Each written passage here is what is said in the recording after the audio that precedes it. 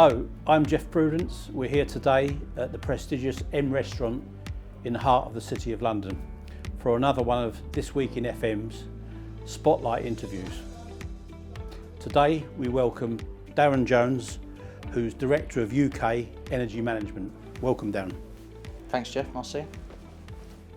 We're going to be talking about one of the hot topics of the day in terms of sustainability. But before we get started, Darren, tell me a little bit about the purpose of UK EM and what you do to help customers manage their energy. Basically, what we come up with is a holistic approach to everything. So we provide bill validation as well as just gas and electricity procurement. Then we move on to things like looking at energy efficiency. We look at things like everything from how efficient a building runs right the way through to renewable energy, so solar and stuff like that as well. So it's not just cheaper energy prices, it's the whole thing. It's what we can do to help you reduce your costs. We've then moved on from that as well. We're now in the compliance area, so we're talking about looking at things like energy saving opportunity scheme, the minimum energy efficiency standards. We also look at things like the SECR. So there's lots of legislation stuff, especially around metering and carbon compliance now, and that's kind of the area that we're growing in, if you like. What challenges are businesses facing with regards to energy management when they engage you to help them? The challenges are really around the legislation stuff. So it is mainly the bigger businesses that are looking for the CSR side of things, but they're also looking at the compliance. They're looking at making sure that they're compliant, not just with legislation, but also compliant with the needs of their customers and all stakeholders. So people tend to invest in businesses that are energy efficient and seen as greener. We can help with the green side of things as well. Carbon reduction, carbon commitments, then you've got net zero targeting and stuff like that. We're in that framework. We find different ways to help people do and deliver what they're looking to do. And is there any particular sectors you're finding with, or the built environment where you're dealing most of your interest? Our specialisation's in energy. We'll help them be compliant with the energy. That's why we see ourselves as the outsourced energy manager. Okay. If you've got a hotel chain, they might have somebody that's particularly good at helping make sure air conditioning units are maintained really well and are quite efficient. They're good with the lighting and keeping on top of things. But we can help with little tweaks because we look at the energy side of things rather than the maintenance side of things.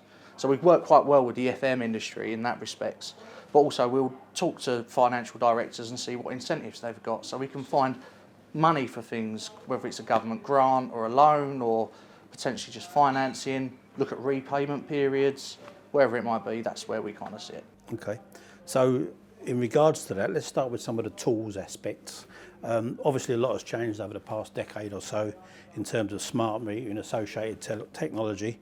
So digitisation and stuff going forward, how are you seeing some of that working?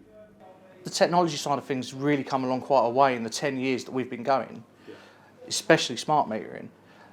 We've actually developed a software product that uses smart metering that helps with bill validation and energy reporting, so that ticks all of the CSR boxes and the reporting boxes for the legislation. But you can also then get ideas from that. You can get opportunities to reduce spend, reduce CO2, whatever it might be.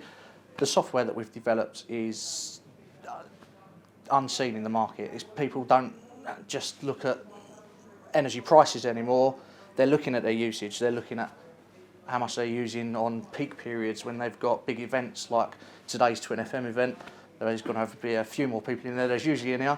They'll notice a spike in their energy usage perhaps because more people go to the bathroom, more people are ordering food, whatever it might be. We can pick up on those things, small little nuances. We can also look at other opportunities like your KVA, for example.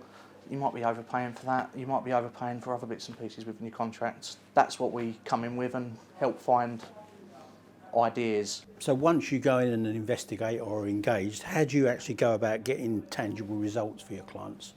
You can see the tangible side of things when you can see costs coming down, when you see usage coming down, which leads to carbon as well. So we can identify what's working and what's not by tweaking little things. It's all about small gains. If you can knock off 1% here and there, on different things, it all adds up to a bigger percentage saving, which is what we're all about. It's all about marginal gains. Okay. So clearly you're very passionate about energy management and very topical subject, but how did this develop and where did your ideas start to actually make that into a business? It came from when I was working in a previous brokerage, and their philosophy was throw as much proverbial at the wall as you can and something's going to stick. How many no's you get is going to get you closer to your yes, that kind of sales environment. And I was frustrated by that. It was all about making a sale. It was all about just energy pricing. So where we come from now is the holistic approach. You've got to look at every angle. So we kind of stepped away, made the connections where we could. We've looked at the market in terms of energy and where we can save money on cost. We've looked at reduction in costs where you can do it through renewables and things like that. But that's developed an overall approach where we've just identified the right thing for you as a business, what you need, and that's where you go to come and find the right thing that fits you. Where are the potential existing in your future clients for your business, do you think? Where there's the interest? The interest for us is where people are actually engaged and they want to start looking at this. Smaller businesses, you know, the chip shops and the corner shops and stuff like that, they've got a day-to-day business to run that's too much on top of them. But you'll see the larger businesses, and then it will have the trickle-down effect, because what they do will provide, you know, the infrastructure for what everybody else needs to do, and it will become more mainstream. So the larger businesses that we're talking to that get net zero, carbon neutral and stuff like that, ones that have got the not just the funds but the will to do these things, they're going to be the ones that actually influence everything. So we've got clients that we're dealing with and working towards net zero already. We're able to deliver completely green energy now from renewable resources for not a lot more.